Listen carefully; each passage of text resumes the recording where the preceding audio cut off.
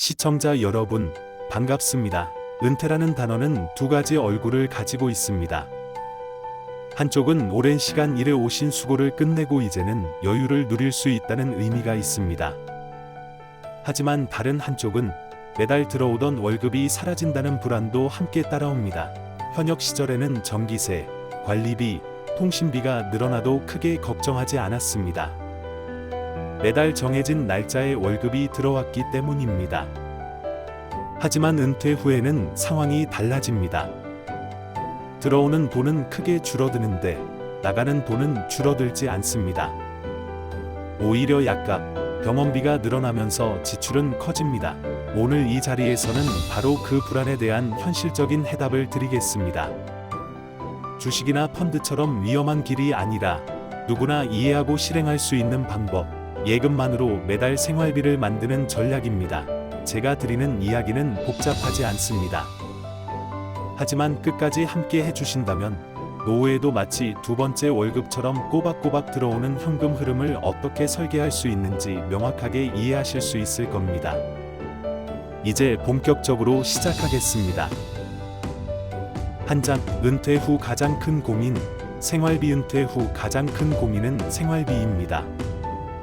한 달 고정 지출을 계산해보면 답이 금세 나옵니다.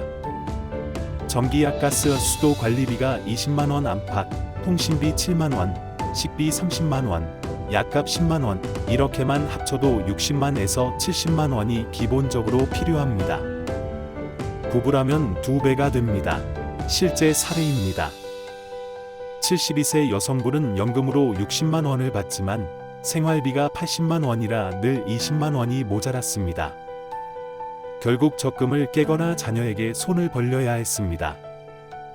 자존심이 상하고 마음이 불편하다는 말씀이 나왔습니다. 시청자 여러분께도 권해드립니다. 직접 종이에 고정지출, 변동지출을 적어 보십시오. 그러면 내게 필요한 두 번째 월급이 얼마인지 바로 보이실 겁니다. 2장, 왜 위험한 투자 대신 예금인가? 많은 분들이 부족한 생활비를 채우려고 주식, 펀드, 부동산을 떠올리십니다. 그러나 은퇴 자금은 여윳돈이 아닙니다. 잃으면 다시 모을 수 없는 생존 자금입니다. 예를 들어 1억 원을 투자했다가 마이너스 20% 손실이 나면 8천만 원이 됩니다. 다시 원금을 회복하려면 플러스 25% 수익이 나야 합니다. 하지만 은퇴 후에는 그 기다림이 불가능합니다. 매달 생활비가 빠져나가고 있기 때문입니다. 한 어르신은 주식 투자에 실패하고 이렇게 말씀하셨습니다. 돈도 잃고 잠도 잃고 마음의 평안도 잃었습니다. 결국 은퇴 자금은 안전이 최우선입니다. 예금은 원금이 보장되고 약속된 이자를 줍니다. 오르락내리락 차트에 신경 쓸 필요가 없습니다.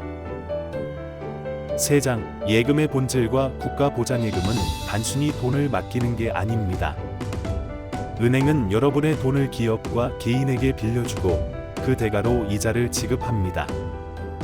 여러분은 위험을 떠안지 않고 확정 이자를 받습니다. 더 중요한 건 국가가 안전망을 보장한다는 겁니다. 2025년 9월부터 예금자 보호 한도가 기존 5천만 원에서 1억 원으로 늘었습니다. 한 은행의 1억 원까지는 국가가 책임진다는 뜻입니다. 예시를 들어보겠습니다. 1억 3천만 원을 한 은행에 넣으면 3천만 원은 보호 대상에서 제외됩니다. 하지만 두 은행에 나눠 6,500만 원씩 넣으면 전액 보호를 받습니다. 실제로 한 부부는 이렇게 나눠 넣고 이제 마음이 편하다고 하셨습니다. 4장, 월이자 지급식의 힘정기예금은 대부분 만기일에 이자와 원금을 줍니다. 하지만 노후 생활비는 당장 매달 필요합니다. 그래서 월이자 지급식을 선택해야 합니다. 65세 김정호 어르신은 5천만 원을 연 4.2% 월이자 지급식 예금에 넣어 매달 약 14만 원을 받습니다. 관리비와 약값을 해결할 수 있습니다. 69세 박정순 어르신은 2천만 원으로 매달 6만 원을 받고 통신비와 전기세를 충당합니다. 많은 어르신이 공통적으로 말씀하십니다.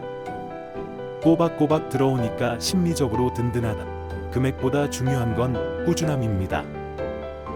5장, 시니어 전용 예금 상품은행마다 시니어 전용 상품이 있습니다. 기업은행, 평생든든 예금 연 4.7% 신한은행, 시니어 플러스 연 4.3% 우리은행, 실버사랑, 특판시 연 4.5% 농협은행, NH 행복체험 연 4.2% 서울 성북구 정원자 어르신은 퇴직금 일부 4천만 원을 시니어 예금에 넣어 매달 13만 원을 받습니다.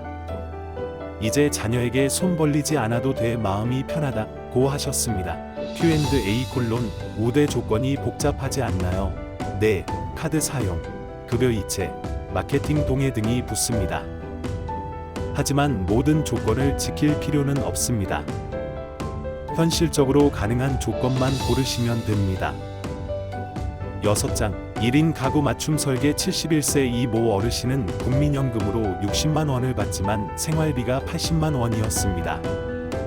3천만 원을 월이자 예금에, 1천만 원을 모바일 특판 예금에 넣어 매달 13만 원의 이자를 받습니다. 부족분의 절반을 메웠습니다. Q&A: 이자가 너무 적은 것 아닌가요? 중요한 건 액수가 아니라 매달 꾸준히 들어오는 흐름입니다.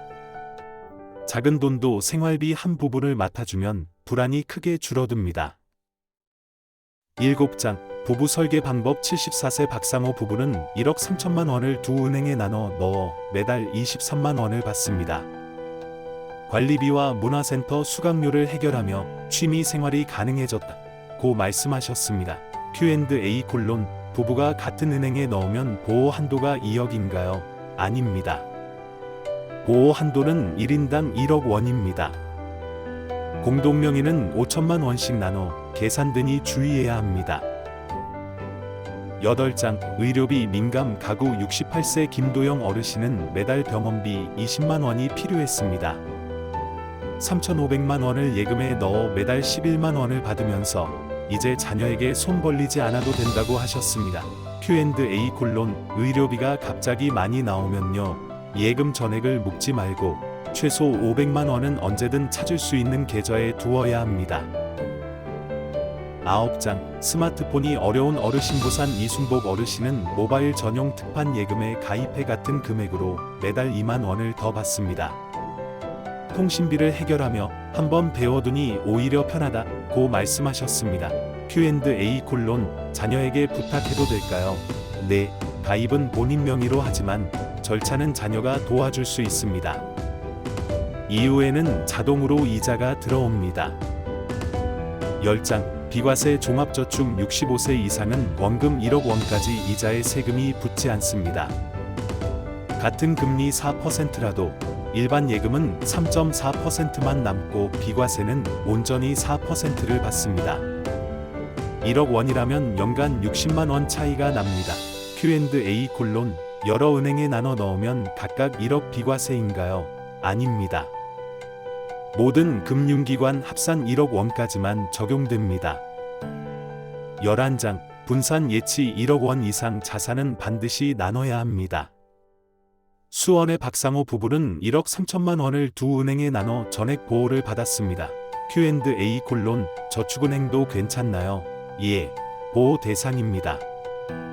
다만 안정성을 위해 은행과 저축은행을 혼합해 분산하는 것이 좋습니다. 12장, 중도해지의 함정 70세 한 어르신은 1년 예금을 3개월 만에 깨고 이자를 거의 못 받았습니다. Q&A: 갑자기 돈이 필요하면 생활비 3개에서 6개월치 현금을 보통 예금에 두고 정기예금은 깨지 않는 게 원칙입니다.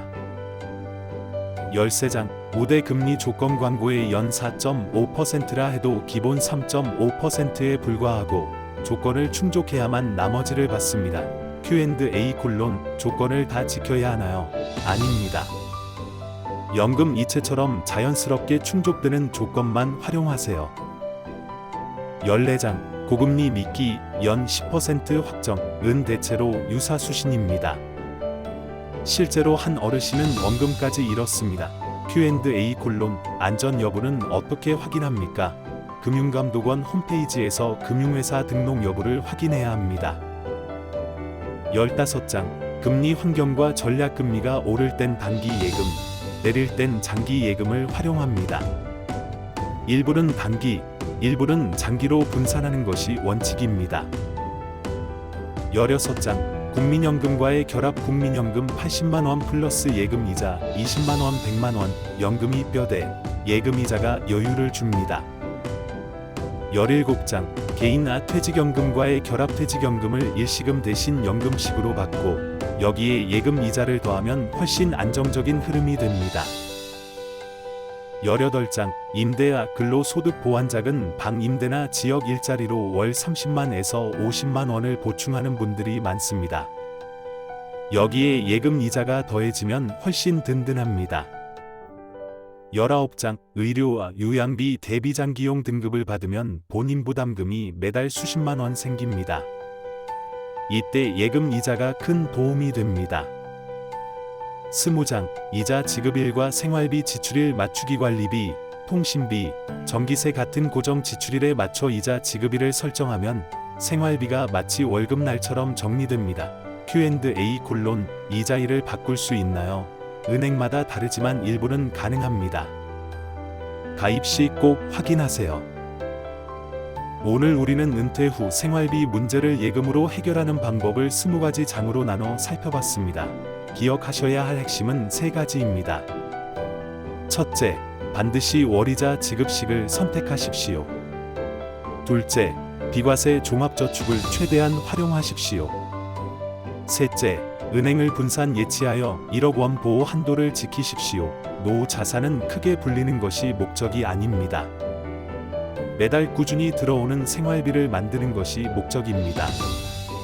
연금이 뼈대를 세우고 예금 이자가 생활을 지탱하는 또 하나의 월급이 되어 줍니다. 시청자 여러분, 오늘 제가 드린 이야기가 불안을 덜고 마음을 편하게 해드렸기를 바랍니다. 그리고 주위의 소중한 분들과도 꼭 공유해 주십시오. 더 많은 분들이 안전한 노후를 준비할 수 있도록 함께 힘을 보태 주시길 바랍니다. 오늘도 함께 해주셔서 진심으로 감사합니다. 좋아요 꾹, 구독 꾹꾹.